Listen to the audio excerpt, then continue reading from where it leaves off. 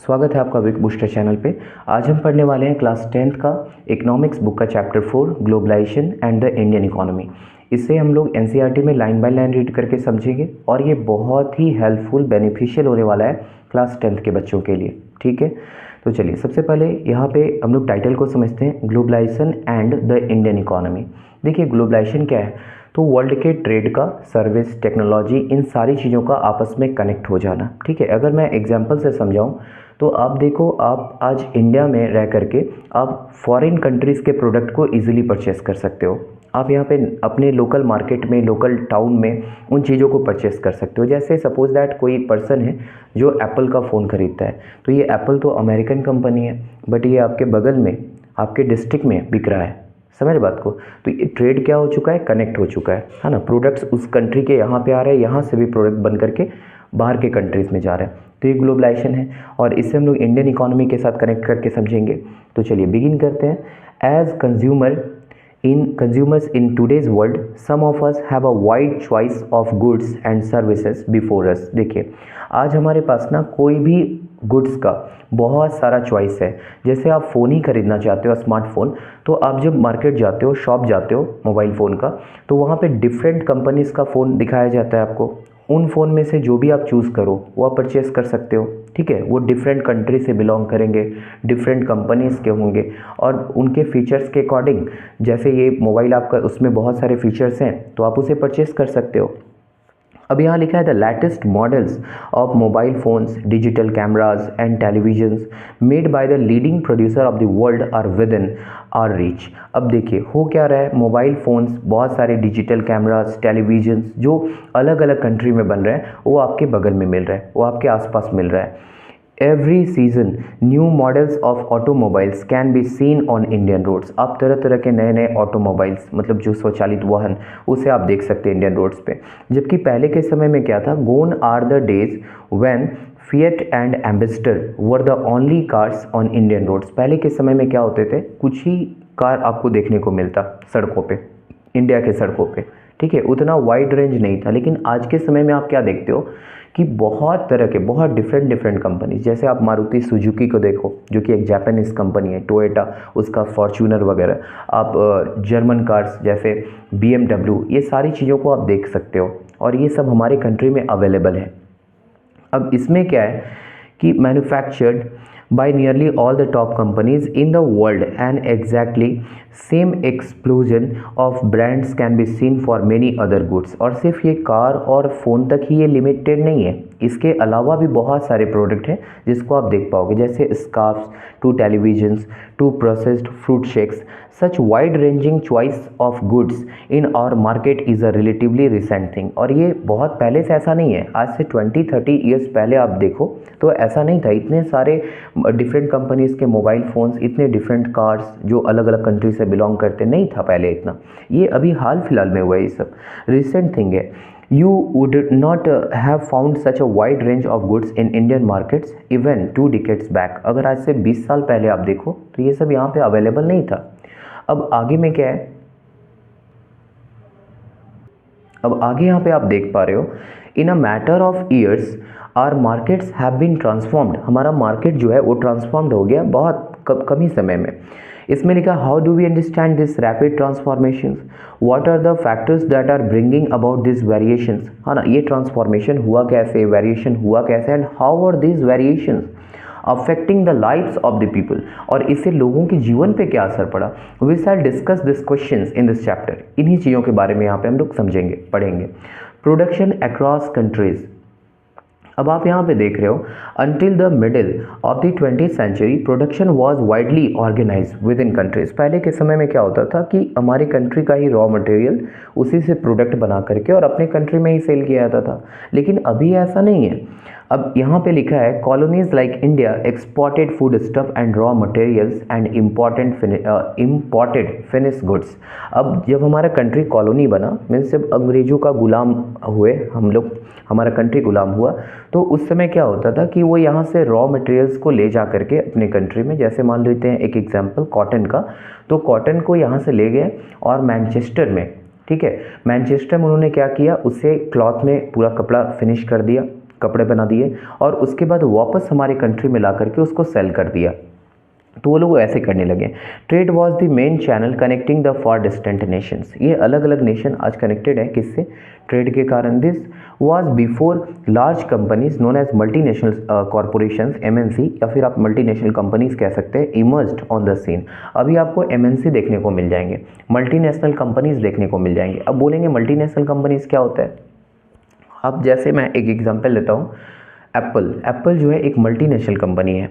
वो उसका नेटिव जो कह सकते हैं कंट्री है वो अमेरिका है, लेकिन आज उसके ब्रांच आप डिफरेंट कंट्रीज़ में देखोगे। तो मल्टीनेशनल कंपनीज वही होती हैं। ये वैसी कंपनी है जो किसी एक कंट्री का है बट वो बहुत सारे कंट्रीज़ में अपने ट्रेड को एक्सपेंड करके रखा है, फैला करके रखा है। ठीक है, जैसे एप्पल के बहुत सारी कंट्रीज़ में ब्रांच है। ठीक है, वो बहुत सारी कंट्रीज़ में अपने प्रोडक्ट्स को ले जा रहा है, सेल कर रहा है। तो इससे हम लोग मल्टीनेशनल कॉरपोरेशन, और ये काफ़ी रिच होते हैं। ये तो इतने ज़्यादा रिच होते हैं कि ये कुछ कंट्रीज़ को खरीद लें। ठीक है, इतना ज़्यादा रीच होता है मल्टीनेशनल कॉरपोरेशंस। अब यहाँ लिखा है क्या? An MNC is a company that owns or controls production in more than one country, जो एक से ज़्यादा कंट्री में अपना प्रोडक्शन करता है। आगे में फिर क्या लिखा है? MNC set up factories and offices for production in regions where they can get cheap resources and labour. लेकिन ये वैसे देशों में अपनी कंपनीज़ को खोलते हैं जहाँ पे चीप रिसोर्सेज मिल जाए और लेबर मिल जाए। अब आप खुद सोचिए ना, आप काम करवाएंगे तो आप क्या चाहते हैं कि वैसे लेबर को हायर करें जो एक दिन का 2000 ले, या फिर वैसे लेबर जो एक दिन का 200 में आपका काम कर दे? ठीक है, आप भी चाहेंगे कि कम पैसे में आपको जो है सो लेबर मिल जाए, वो कम पैसे में ही आपका काम कर दे। तो एमएनसी भी सेम वही प्रोसेस कर रही। वो क्या कर रही हैं? वो जो है वो वैसे कंट्रीज़ को टारगेट कर रही हैं जहाँ रिसोर्सेज मिल जाए अच्छा खासा, जो रिक्वायरमेंट होता है इंडस्ट्रीज़ के लिए। एंड सेकेंड थिंग, वहाँ पे चीप लेबर मिल जाए, सस्ते लेबर मिल जाए, जिससे वो ज़्यादा प्रॉफिट कमा सके। This is done so that the cost of production is low, ताकि वो जो इन्वेस्ट करे पैसे प्रोडक्शन के लिए वो कम लगे, और and the MNC can earn greater profits, और उन्हें बहुत ज़्यादा फ़ायदा हो। Let us see the example given on the next page. ठीक है, अब हम लोग आगे देखते हैं। जैसा कि आप यहाँ पे देख पा रहे हैं, spreading of production by the MNC, ये कैसे काम कर रही है समझिए इस चीज़ को। A large MNC manufacturing industrial equipment design its production in research centre in the United states. जैसे देखिए, ये अमेरिका में क्या कर रही है एमएनसी? किसी प्रोडक्ट को डिज़ाइन कर रही हैं। ठीक है, किसी प्रोडक्ट को डिज़ाइन कर रही हैं and then has the component produce in China, और उसके कंपोनेंट को प्रोड्यूस कर रही है कहाँ पे? चाइना में, उसके पार्ट्स को। These are then shipped to eastern Europe and Mexico, और उसके बाद उस चीज़ को ले जा रही है मैक्सिको में, where the products are assemble and the finish goods are sold all over the world, और उसे फिर वहाँ से पूरे वर्ल्ड में सेल किया जा रहा है। Meanwhile the companies customer care is carried out through call centres located in India, जबकि उसके बारे में सारा इन्फॉर्मेशन कौन दे रही है? इंडिया में जो कॉल सेंटर यहाँ पे इस्टेब्लिश किया गया है, वो सारे लोग, क्योंकि उन्हें इंग्लिश अच्छा आता है, वो इंग्लिश का स्किल उनके पास अच्छा है, वो अच्छे तरीके से उस प्रोडक्ट के बारे में इंफॉर्मेशन दे पाते हैं लोगों को। ठीक है, तो आप देख रहे हैं कि एमएनसी जो है वो डिफरेंट कंपनीज़ में अपना काम करवा रही है। कहीं पे डिज़ाइन तैयार करवा रही हैं जैसे अमेरिका में, उसके पार्ट्स वगैरह चाइना में बनवा रही हैं, फिर उसको जो है सो वहाँ से ले जा करके मैक्सिको वगैरह में वहाँ से सेल करवा रही हैं, और उसके बारे में इंफॉर्मेशन कहाँ के लोग दे रहे हैं? तो इंडिया के लोग। समझ रहे बात को? ये कैसे डिफरेंट कंट्रीज़ को आपस में क्या किया है? कनेक्ट करके रख दिया है, जोड़ करके रख दिया है। इस तरीके से आप देख पा रहे हो, in this instance the MNC is not only selling its finished goods globally but more important the goods and services are created globally. अब आप देख रहे हैं कि सिर्फ ये प्रोडक्ट को ग्लोबली नहीं सेल कर रहा है, बल्कि ये इसका प्रोडक्शन भी ग्लोबली कर रहा है। अलग अलग कंट्रीज़ में जो है वो सारे मिला करके किसी ऑब्जेक्ट को वो प्रोड्यूस कर रहे हैं। As a result production is organise in increasingly complex ways. अब ये थोड़ा सा कॉम्प्लेक्स लग सकता है, आप भी सोच सकते हैं कि भाई यहाँ पे इसका कुछ पार्ट्स यहाँ पे बन रहा है, डिज़ाइन यहाँ किया जाता है, इस जगह पे फिर वापस लाया जाता है, फिर इसको सेल किया जाता है, और इंडिया के लोग जो हैं वो कॉल सेंटर्स के थ्रू इसके बारे में इंफॉर्मेशन दे रहे हैं। ठीक है, तो थोड़ा सा सोचने पे ये कॉम्प्लेक्स लग सकता है, बट ये ऐसा हो रहा है, इसी तरीके से सब कुछ चल रहा है। The manufacturing process is divided divided into a small parts and spread out across the globe. In the above instance, China provides the advantage of being a cheap producing location. अब आप देखेंगे कि चाइना जो है वो cheap producing location है, इसीलिए बहुत सारे एमएनसी जो है, मल्टीनेशनल कॉरपोरेशन जो है, वो चाइना की ओर अट्रैक्ट हो रहा है, अब इंडिया की तरफ भी, क्योंकि यहाँ भी चीप लेबर और स्किल से भरे हुए ये सारा कुछ मिल जा रहा है। अब यहाँ पे क्या है, eastern Europe and Mexico are useful for their closeness to the market in Europe and the US. अब यूरोप और मैक्सिको में क्यों इन सामान को ले जाया जा रहा है, तो रीज़न है कि यहाँ पे मार्केट्स बड़े हैं, यहाँ पे इजीली वो ऑब्जेक्ट को क्या कर सकते हैं, सेल कर सकते हैं, बेच सकते हैं, इसलिए वापस वो मैक्सिको और यूरोप में ले जा रहे हैं। दूसरा है, India has highly skilled engineers who can understand the technical aspect of manufacturing. जबकि इंडिया में आप देखेंगे तो बहुत ही स्किल्ड यहाँ पे इंजीनियर हैं जो उन प्रोडक्ट्स के बारे में अच्छे तरीके से इंफॉर्मेशन रखते हैं। It also has a well educated English speaking youth who can give customer care service. और यहाँ के बहुत ही अच्छा फ्लुएंसी के साथ इंग्लिश भी बोल लेते हैं लोग, जो कि कस्टमर को उस ऑब्जेक्ट के बारे में अच्छे तरीके से इंफॉर्मेशन दे पाते हैं। And all this probably can mean 50-60% cost saving for the MNC. The advantage, और इससे क्या होता है कि बहुत सारा पैसा एमएनसी का बच जाता है, क्योंकि एमएनसी जो है वो सस्ते में अपना काम करवा लेती हैं। The advantage of spreading out production through the borders to the multi nationals can be truly immense. ठीक है, तो इस तरीके से आप देखें कि एमएनसी जो है वो काम करती हैं। अब आप देख पा रहे हो इंटरलिंकिंग प्रोडक्शन अक्रॉस कंट्रीज़, है ना, ये कंट्रीज़ के बीच में ये प्रोडक्शन कैसे कर रही हैं। तो लिखा है, in general MNCs set up manufacturing where it is near to the market. देखिए, वो अपने इंडस्ट्रीज़ वगैरह को वहाँ पे सेटअप करती हैं जहाँ पे मार्केट सामने में मिल जाए, ठीक है, नियर हो, where there is skilled and unskilled labour available at low cost, और वहाँ पे स्किल्ड और अनस्किल्ड लेबर दोनों मिले। देखिए, बहुत सारा, जैसे सपोज दैट एक स्कूल है, आप भी पढ़ रहे हो और हम लोग भी स्कूल में पढ़ा रहे हैं, तो आप एक चीज़ देखेंगे वहाँ पे कि वहाँ दो तरह के लोग काम करते हैं, एक स्किल्ड होते हैं, एक अनस्किल्ड होते हैं। जैसे सपोज दैट कि मान लीजिए कुछ ऐसा काम होता है जिसमें कोई खास स्किल का रिक्वायरमेंट नहीं होता, ठीक है, जैसे यहाँ पे जो स्किल्ड एंड अनस्किल्ड लिखा है, इसलिए मैं वो समझाना चाह रहा हूँ। तो जैसे सपोज दैट कि आपको कोई सब्जेक्ट को टीच करना है, पढ़ाना है, तो उसके लिए आपके अंदर स्किल का होना बहुत ही ज़रूरी है। लेकिन मान लीजिए कि झाड़ू लगाना है, ठीक है, तो मैं ये नहीं कह रहा, जो लोग रेगुलर करते रहते हैं वो बहुत अच्छी तरीके से कर लेते हैं, बट उसके लिए क्लास करना कि झाड़ू लगाया कैसे जाता है, चलो हम क्लास सीखते हैं, झाड़ू लगाने वाला क्लास, तो वैसा तो नहीं होता है ना। तो दो तरह के लोग होते हैं वहाँ पे, एक स्किल्ड वाले होते हैं जो हाईली स्किल्ड होते हैं, कुछ ऐसे भी लोग होते हैं जिनके अंदर उतना स्किल नहीं होता, लेकिन हाँ उनका रिक्वायरमेंट होता है, उनका ज़रूरत होता है। तो ये कंपनी जो है वो स्किल्ड और अनस्किल्ड लेबर दोनों को हायर करती हैं, अवेलेबल एट लो कॉस्ट।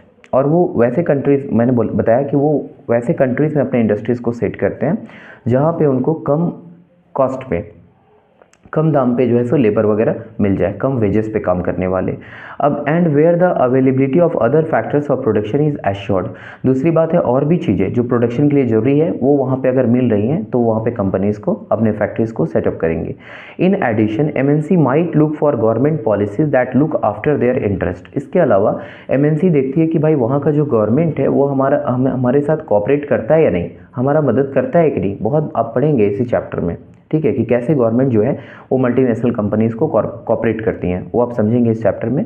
यहाँ लिखा भी, you will study more about the policies later in the chapter, आप इसी में आगे पढ़ेंगे। Having assured themselves of this condition MNC setup offices and factories for production. ये सारी चीज़ों को समझने के बाद ये जो एमएनसी होती हैं वो अपना वहाँ पे फैक्ट्री, ऑफिस, ये सारा कुछ खोलती हैं।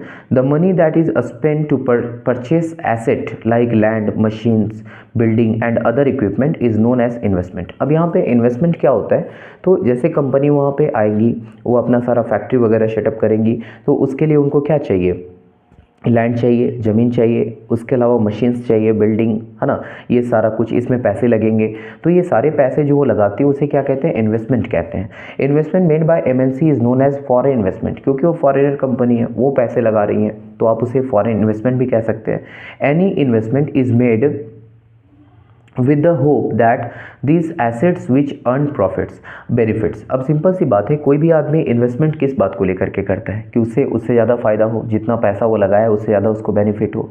Eight times MNC setup manufacturing jointly with some of the local companies. बहुत बार ये जो है ना वो लोकल कंपनीज के साथ मिल करके भी कोई कंपनी को खोल देती हैं, लोकल कंपनी के साथ ऐड हो जाती हैं। अब इसमें क्या होता है कि the benefit to the local company of this type of joint production is twofold. अब इससे फ़ायदा होता है लोकल कंपनी को भी। कैसे? First, MNC can give money for additional investment. जैसे मान लीजिए एक कंपनी यहाँ पहले से खुला हुआ था, एमएनसी उसके साथ क्या हो गई, कनेक्ट हो गई, वो उसके पास भी जो पैसे थे उसने भी इन्वेस्ट किया, ठीक है, वो भी पैसा दी, चलो भाई हम आपके साथ काम करेंगे, लीजिए मैं भी आपको 25,000 करोड़ दे रहा हूँ, ठीक है, वो उसे दे दिया। अब उसके बाद और क्या करती हैं, तो इतना ही नहीं, वो टेक्नोलॉजी को भी लाती है, वो नए नए टेक्नोलॉजीज़ को भी अवेलेबल करवाती हैं। Second, MNC might bring with them the latest technology for manufacturing but the most common route for MNC investment. तो आप देखें ये जो MNC हैं वो लोकल कंपनीज़ के साथ मिलकर के भी काम करती हैं, उनको अच्छा खासा अमाउंट वो शेयर करती है उसमें। सेकेंड थिंग है नए नए टेक्नोलॉजीज़ को भी लेकर के आती है, इससे बहुत फ़ायदा होता है लोकल कंपनीज़ को भी। अब यहाँ पे है इज़ टू परचेस, लेकिन आप देखें ना कि जो एमएनसी होती है वो बहुत बार लोकल कंपनीज़ को ख़रीद लेती है। मैंने बताया कि इनके पास बहुत पैसे होते हैं, इतने पैसे होते हैं कि ये छोटे मोटे कंट्रीज़ को, 2-3 कंट्रीज़ को ख़रीद ले, ठीक है, यूं ही वो पाकिस्तान और बांग्लादेश को ख़रीद ले, इतने पैसे होते हैं इनके पास। is to purchase local companies and then to expand manufacturing. MNC with huge wealth can quit easily to do so. उसके पास इतने पैसे हैं कि वो ऐसे इजीली ये काम को कर सकती है। To take an instance, Cargill Foods a very large American MNC. जैसे एक एग्जांपल दिया है कारगिल फूड्स का, वो एक बड़ा अमेरिकन एमएनसी है, मल्टीनेशनल कॉरपोरेशन है, कंपनी है, has bought over a smaller Indian companies like Parakh Foods. उसने क्या किया कि एक इंडियन कंपनी थी परक फूड, उसे खरीद लिया। परक foods had made a large marketing network in different parts of India. और ये जो परक फूड है ना, इसका एक अच्छा खासा नेटवर्क था पूरा इंडिया में, बहुत फेमस था ये, ठीक है, बहुत ही पॉपुलर था। अब where its brand was well reputed, means इसका एक अच्छा रेपुटेशन था। ऑल्सो परक फूड्स हैव 4 ऑयल रिफाइनरीज। ये क्या करती थी, ऑयल रिफाइनरी थी जिसके थ्रू वो ऑयल को ये करके सेल करता था, पैक करके। Whose control has shifted to Cargill now, और उसके ऊपर भी अब कंट्रोल किसका हो गया, कारगिल का, जो कि अमेरिकन एमएनसी है, मल्टीनेशनल कंपनी है। Kargil is now the largest producer of edible oil in our country. अब ये कारगिल क्या कर रही है कि बहुत ज़्यादा क्वांटिटी में हमारे कंट्री में एडिबल ऑयल का प्रोडक्शन कर रही है, with a capacity to make 5 million pouches daily. सोच लीजिए 5 मिलियन मीन्स 50 लाख पाउचेस वो डेली बना रही है तेल का, ऑयल का, एडिबल ऑयल का। अब आगे क्या है, in fact many of the top MNC have wealth exceeding the entire budget of the developing countries government. इसके पास इतना पैसा होता है जितना कि कोई कंट्री का बजट है, उतना पैसे लेकर के चलते हैं। एप्पल बहुत ही रिच कंपनी है, बहुत ही रिच एमएनसी है। अब इसमें लिखा है with such enormous wealth imagine the influence and power of the MNC. आप सोच सकते हैं, आप इमेजिन कर सकते हैं कि क्या इनका इन्फ्लुएंस हो सकता है, ठीक है, क्या प्रभाव हो सकता है और क्या पावर होगा इनके पास। There's another way in which MNC control manufacturing. Large MNC in developed countries place order for manufacturing with a small manufacturers. बहुत बार ये क्या करती हैं कि जो छोटे मोटे मैन्युफैक्चरर हैं उनसे काम करवाती है, फुटवेयर बनवाती है, गारमेंट्स बनवाती है, स्पोर्ट्स आइटम बनवाती है। Are instance of industries where production is carried out by numerous a small producer around the entire world. पूरे देश में इनके लिए लोग काम कर रहे हैं, इनके लिए सारे जो छोटे मोटे स्मॉल मैन्युफैक्चरर्स है वो काम कर रहे हैं। The products are supply to the MNC which then sell this under their own brand names. उसके बाद वो अपने ब्रांड का नाम डालती है एमएनसी और उसे सेल कर देती है। जैसे ऐसे समझिए कि फुटबॉल बन रहे हैं गाँव में और वो फुटबॉल को फिर वहाँ से ले लेता है, वही ऑर्डर दिया था बनाने के लिए, फिर वो लिया और अपना वहाँ पे ब्रांड का जो लोगो है जो भी उसे लगाया और उसे सेल कर दिया, ठीक है, ऐसे करती हैं वो। अब आप देख रहे हैं कि इस प्रकार से price, delivery quality and labor conditions for these distant manufacturers. Thus we see that there are different ways in which the MNC are spreading their production and interacting with local manufacturers in different country across the globe. अब इस तरीके से जो MNC है वो अपने production को क्या कर रही है, स्प्रेड कर रही है लोकल मैन्युफैक्चरर्स को और अलग कंट्रीज़ को आपस में कनेक्ट कर रही है by setting up partnership with the local companies. ये लोकल कंपनीज़ के साथ पार्टनरशिप भी कर रही है by using the local companies for supplies, by closely competing with the local companies. Local company के साथ वो कंपटीशन भी चल रहा है। अब MNC are exerting a strong influence on production at this distant places. ये अलग अलग जगह के प्रोडक्शन पे वो अपना इन्फ्लुएंस भी डाल रही है। इस तरीके से आप समझ सकते हैं कि production in this widely dispersed location is getting interlinked. मतलब ये अलग अलग देश में जो कुछ कुछ चीज़ें बन रही हैं वो सबको आज आपस में कनेक्ट करके रख दी है ये MNC, ये मल्टीनेशनल कॉरपोरेशंस। अब आप देखोगे foreign trade and integration of markets. ये फॉरेन ट्रेड और ये इंटीग्रेशन ऑफ मार्केट्स कैसे लिंक है वो चीज़ को समझेंगे। For a long time foreign trade has been the main channel connecting countries. देखिए पहले से जब फॉरेन ट्रेड होने लगा तो वो अलग अलग कंट्रीज़ को जोड़ा। कैसे? In history you would have studied about the trade routes connecting the south Asia and India to markets both in west and east and the extensive trade that happen along these routes। आपने पढ़ा होगा silk route के बारे में। वहाँ पे आप देख रहे थे कि कैसे ये चाइना से वो सिल्क रूट जो कि वहाँ से सिल्क चला करता था, सिल्क का आप जान रहे हैं कि डिस्कवरी जो है सो चाइना में हुआ था और वहाँ से उसे ले जा कर के अदर कंट्रीज़ में बेचा जाता था, जिससे वो रास्ता इतना पॉपुलर हो गया कि उसे सिल्क रूट कहा जाने लगा। बट सिल्क ही नहीं, उसके अलावा बहुत सारे स्पाइसेस और भी चीज़ें जो हैं वो वहाँ से जाने लगी थी। तो ये फॉरेनर जब आए तभी ये सब पॉसिबल हो पाया। Also you would remember that it was trading interest which attracted different trading companies like the east India company और टू इंडिया। अब अभी ये सोचिए कि ईस्ट इंडिया कंपनी वो अलग बात है कि बाद में उसने गुलाम बनाया, लेकिन मेनली वो किस पर्पज़ से यहाँ पे आए थे? बिज़नेस करने के लिए, ठीक है। तो बिज़नेस करने के लिए, और बिज़नेस करने जब आए तो यहाँ के प्रोडक्ट्स को वो अलग अलग कंट्रीज़ को भेजना शुरू किए। मतलब उन्होंने एक तरीके से इंटीग्रेशन किया। मार्केट का इंटीग्रेशन मीन्स क्या? जोड़ दिया। what then is the basic role of foreign trade। ठीक है, यहाँ तक आई होप समझ पाए होंगे। इसके बाद जो हम लोग सेकेंड लेक्चर लेकर के आएंगे चैप्टर को, वहाँ पे हम लोग ख़त्म करेंगे। ओके, तब तक के लिए थैंक यू।